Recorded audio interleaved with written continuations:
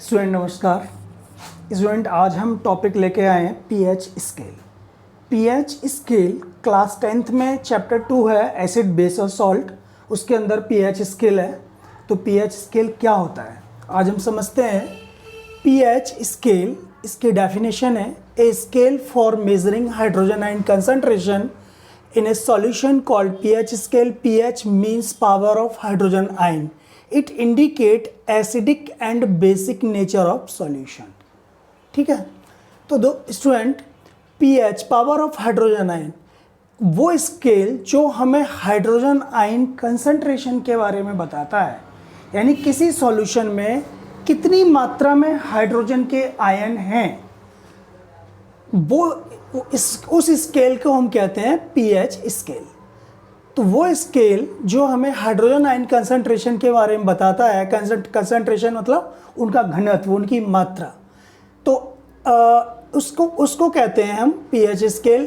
PH scale हमें indicate करता है कि कोई भी सॉल्यूशन एसिडिक है कि बेसिक है, यानी पीएच स्केल की हेल्प से हम डिटरमाइन कर सकते हैं कि कोई चीज़ एसिडिक है या बेसिक है। अब आप देखिए, ये 0 से 14 तक एक स्केल दिया हुआ है, यही पीएच स्केल है 0 से 14 तक। इसके बीच में जो 7 है वो जो है, अगर हम मेज़र करें और किसी भी सॉल्यूशन की पीएच 7 आ गई तो वो न्यूट्रल माना जाएगा। न्यूट्रल मीन्स कि न तो वो एसिडिक है और ना बेसिक है, वो न्यूट्रल है। कोई भी चीज़ जब न्यूट्रल होती है तो वो ना एसिडिक होता है ना बेसिक होता है। अगर हम इधर लेफ्ट साइड चलते हैं तो एसिडिक नेचर बढ़ती जाती है। पीएच जितनी कम होगी उतनी कोई चीज़ एसिडिक होगी। पीएच 6, पीएच 5, पीएच 4, पीएच 3, कोई भी सॉल्यूशन पीएच 3 का है तो वो एसिडिक होगा, पीएच 1 का है तो वो और ज़्यादा एसिडिक होगा, जिसकी पीएच 0 है तो वो बहुत ही ज़्यादा एसिडिक होगा। वो एसिड इतना ज़्यादा स्ट्रॉन्ग होगा कि हमारी स्किन को बर्न कर सकता है, हमारे फेस को ख़राब कर सकता है, वो जला सकता है। तो एसिडिक नेचर इधर जाने पर बढ़ती है और इधर जाने पर एसिडिक नेचर कम होती है, बेसिक नेचर बढ़ती है। तो power of hydrogen ion concentration इधर जाने पर बढ़ता है। क्या होता है, हाइड्रोजन के आयनों की किसी भी सॉल्यूशन में मात्रा, अगर हाइड्रोजन आयन किसी सॉल्यूशन में ज़्यादा है तो वो एसिडिक होगा, ठीक है, और OH आयन ज़्यादा है तो वो बेसिक होगा। तो देखिए, पावर ऑफ हाइड्रोजन आयन हमें तो देखना होता है, तो समझ गए, इधर एसिडिक और इधर बेसिक।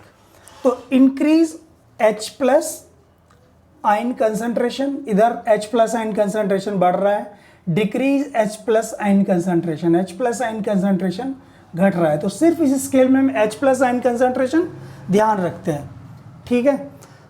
अब आए स्ट्रॉन्ग एसिड। तो हमारे पास 3 मेन स्ट्रॉन्ग एसिड हैं, sulphuric acid H2SO4, hydrochloric acid HCl और नाइट्रिक एसिड HNO3।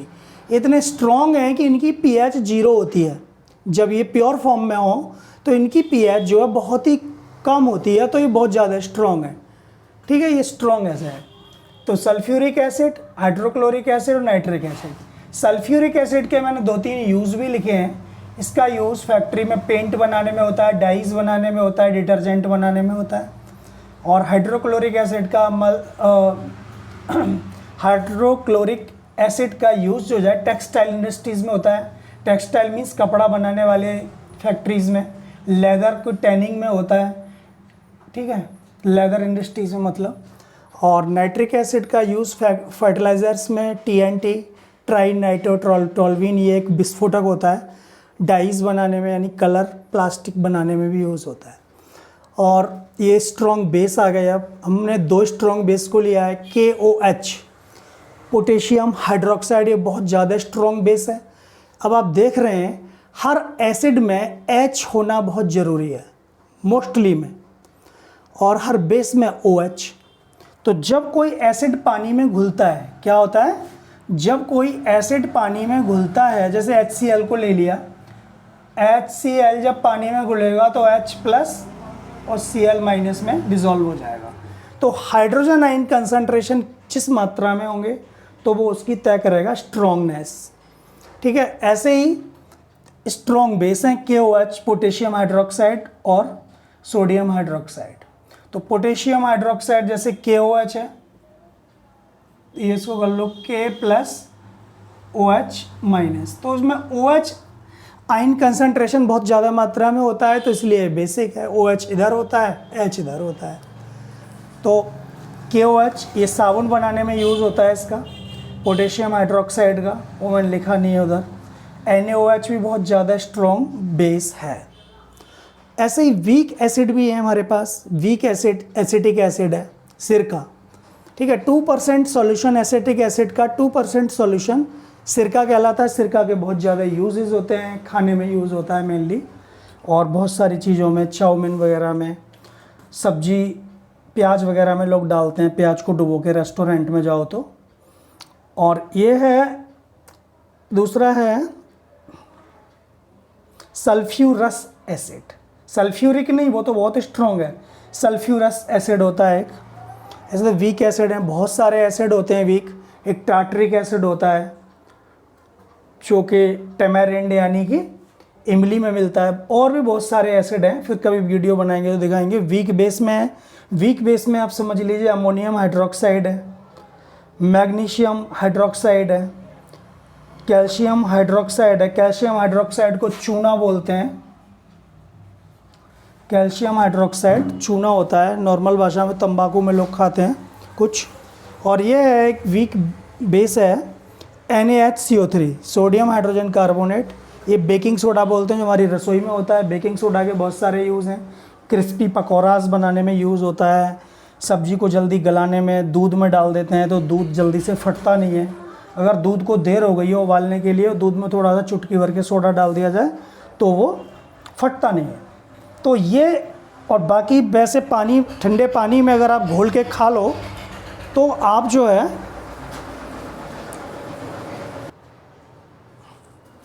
ठंडे पानी में, अगर आप मतलब नॉर्मल पानी में अगर घोल के पी लो तो ये माइल्ड बेस होता है, हल्का बेस। तो हमारे पेट की एसिडिटी को ये दूर कर देता है। तो वो जानते हैं कि हमारे पेट में कौन सा एसिड पाया जाता है। ये एसिड हमारे पेट में होता है, नेचुरली होता है। और जब हम कुछ ऊट पटाक चीज़ खा लेते हैं, कोई ज़्यादा मात्रा में चिकनाई वगैरह कोई चीज़ खा ली, तो ये हाइड्रोक्लोरिक एसिड उसे डाइजेस्ट करने के लिए और ज़्यादा बन जाता है। तो हमें इसको न्यूट्रलाइज करने के लिए एक बेस लेना पड़ता है कोई सा। जैसे इनो भी एक बेस होता है, इनो में के अंदर बेस होता है। एक बेकिंग सोडा भी ले लेंगे आप, तो बेकिंग सोडा और ये आपस में रिएक्ट करके एक दूसरे को नलीफाई कर देंगे, एक दूसरे के इफेक्ट को ख़त्म कर देंगे, और लगभग न्यूट्रल सॉल्यूशन बन जाएगा पेट के अंदर। तो वो हमारी एसिडिटी ख़त्म हो जाती है। जब भी हमारे पेट में एसिडिटी होती है तो हमें बेसिक नेचर की चीज़ें लेनी चाहिए। तो हमारे पेट की एसिडिटी को जो वो बेस है, वो बेस जो है एक दूसरे को न्यूट्रलाइज कर देंगे, एसिड और बेस, हमारे पेट की एसिडिटी ख़त्म हो जाएगी। ऐसे ही मिल्क ऑफ मैग्नीशिया है, एक दूध जैसा होता है मिल्क ऑफ मैग्नीशिया, वो भी एक माइल्ड बेस होता है। और बेकिंग सोडा भी एक माइल्ड बेस होता है। तो माइल्ड बेस के बहुत सारे यूज़ हैं। माइल्ड बेस जो होते हैं कि हमारे खाने में यूज़ होते हैं और हमारे पेट की pH को सही रखते हैं। पेट की pH सही होना बहुत ज़रूरी है। आगे हम बताएंगे कि pH हमारी लाइफ में कितनी ज़रूरी है। ठीक है, अगली वीडियो ज़रूर सुनना। नमस्कार।